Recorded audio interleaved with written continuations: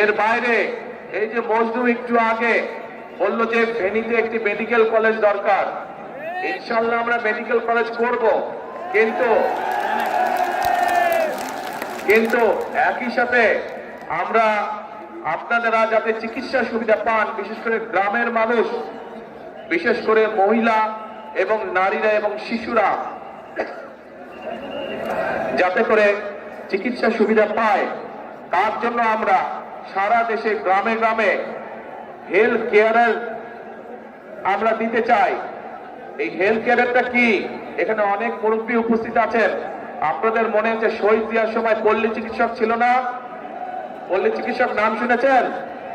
কারাগারে শুনেছেন? আব্দুল্লাহ দেখে এই তো পল্লী চিকিৎসক, ওই যে পিছন দিকে পল্লী চিকিৎসক নাম শুনেছেন? এই জনসভার পিছন দিকে এই যে রাস্তার ওখানে সাইডে আপনারা শুনেছেন পল্লী চিকিৎসক? আচ্ছা, এই পল্লী চিকিৎসকের মতন, ধন্যবাদ আস্তামান, এই পল্লী চিকিৎসকের মতো আমরা হেলথ কেয়ারে দিতে চাই, যাদের কাজ হবে ঘরে ঘরে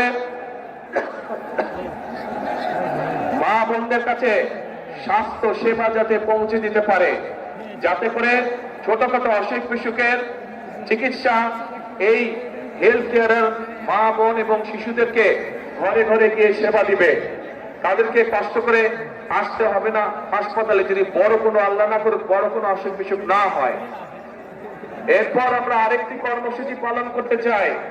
প্রিয় ভাই বোনেরা, আপনাদের মনে আছে এই 1 বছর নোয়াখালীর বহু